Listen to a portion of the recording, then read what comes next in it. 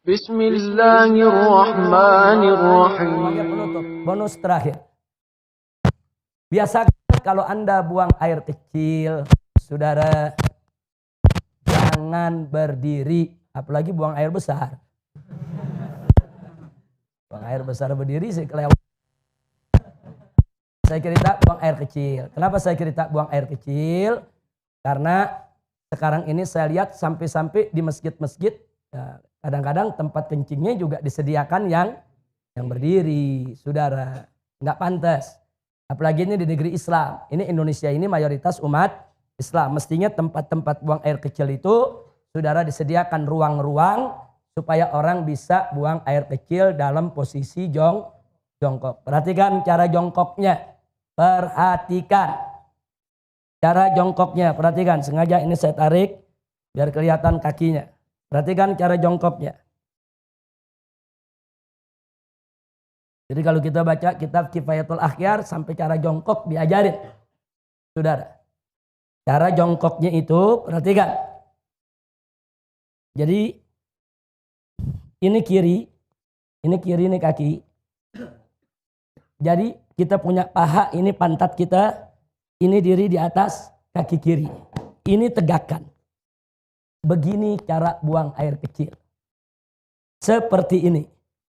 Nah, karena kalau Anda lakukan seperti ini, insya Allah buang air kecilnya tiris. Kita jauh dari penyakit silisil bol. Nah, penyakit yang kencing gak habis-habis. Coba kalau Anda tidak tiris, ya perasaan kalau kita jongkok aja biasa, kencing, selesai. Saudara, nah begitu selesai, kita ambil wudhu dan lain sebagainya. Tanpa terasa, kadang-kadang air kencing masih keluar. Ngetesnya gampang.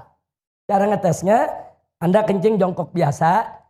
Nah, setelah jongkok biasa selesai, Anda cebok, istinja, Anda keringkan, Anda taruh kapas. Tes saja atau taruh tisu.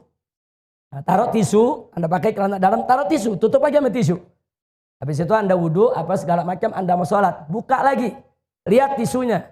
Ada tetesan air keluar lagi. Itu kalau kita mau ngetes, bener gak ini keluar lagi? Jadi kalau orang yang buang air kecilnya tidak tiris, akan keluar lagi.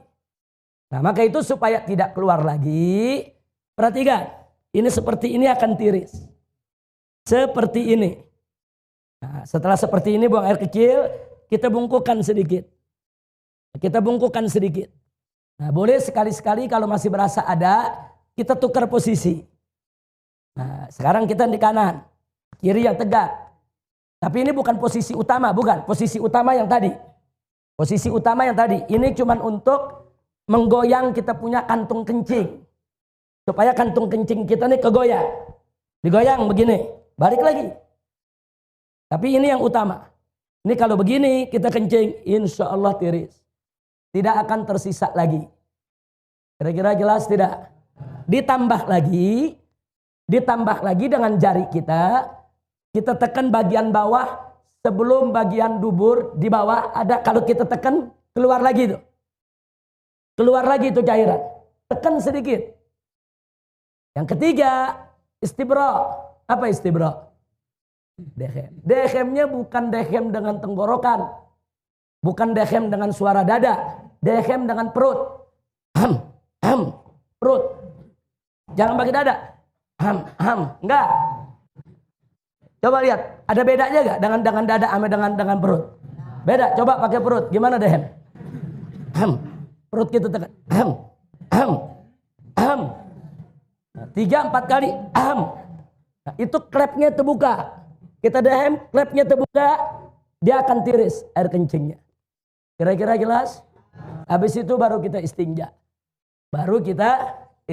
Jadi Islam ini indah. Sampai cara kencing diajarin. Dalam Islam ya ikhwan. Dan ternyata para dokter mengakui. Para dokter itu mengakui ternyata betul memang posisi itu membuat bukan hanya kantung kencing. Membuat ginjal kita di posisi yang benar untuk membuang daripada air seninya.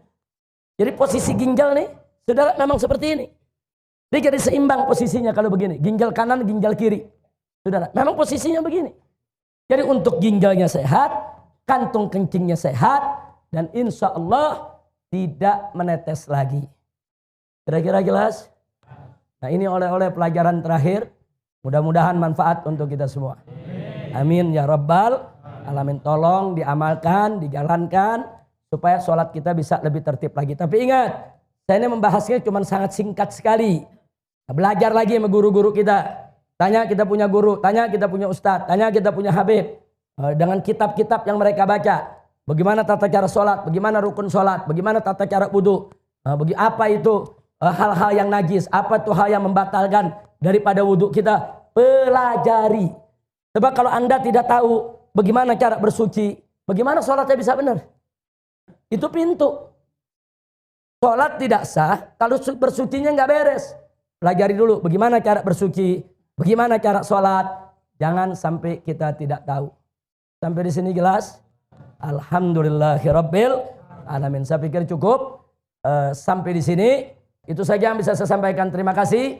Hadani Allah wa iyyakum ila siratil mustaqim. Wassalamualaikum warahmatullahi wabarakatuh.